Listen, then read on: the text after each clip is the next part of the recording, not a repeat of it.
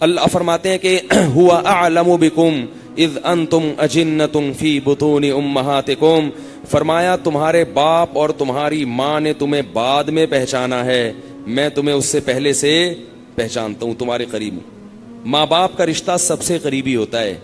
اللہ فرماتے ہیں میں ان سے بھی زیادہ قریب، اس لیے کہ جب میں تمہیں ماں کے پیٹ میں بنا رہا تھا میں تمہیں اس وقت سے جانتا ہوں، تمہارے اس وقت سے قریب ہوں۔ تمہاری ماں بھی اس وقت تمہیں نہیں پہچانتی تھی، اس وقت تو تمہاری ماں کا تم سے کوئی رشتہ ہی نہیں تھا، تم چھپے ہوئے تھے ماں کے رحم میں، اور میں تمہاری آنکھ، تمہاری ناک، تمہارا دل، تمہارا دماغ، تمہارا جگر، یہ سارا ڈینٹنگ پینٹنگ کا کام فرشتے چھینی ہتھوڑی لے کے کر رہے تھے۔ کس کے آرڈر پہ؟ میرے آرڈر پہ۔ اس وقت سے جانتا ہوں اور اس وقت سے تمہیں پہچانتا ہوں کہ تم پیدا ہوگے تو تمہیں کیا کیا چاہیے۔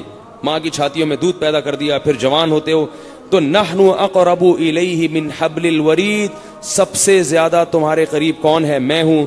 فرمایا کہ میں جب تم پیدا نہیں ہوئے تھے اس وقت بھی، پیدا ہونے کے بعد بھی تمہارے دل کی گہرائی میں ہوں، اور مرنے کے بعد قبر کے اندھیروں میں بھی تمہارے ساتھ کون ہوگا؟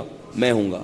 ماں باپ چھوڑ کے چلے جائیں گے، اتنا قریب ہے کہ ایک ہمارے دل سے جو آواز اٹھتی ہے وہ پہچانتا ہے، ہمارے دل کے وسوسوں کو جانتا ہے۔ تو اس سے زیادہ کوئی قریب ہو سکتا ہے بھائی؟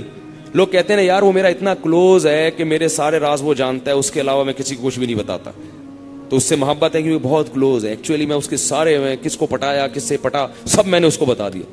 تبھی کہتے ہیں نا جو قریبی دوست ہے اس کو کبھی ناراض نہ ہونے دو، اگر اس سے دشمنی ہو جائے، وہ غلطی پر ہو پھر بھی اس کو منا لو، کیونکہ وہ آپ کے سارے راز جانتا ہے۔ قریبی دوست کو کبھی بھی ناراض، قریبی تھا نا وہ تو سارے راز فاش کر دے گا، اس لیے بنا کے رکھو۔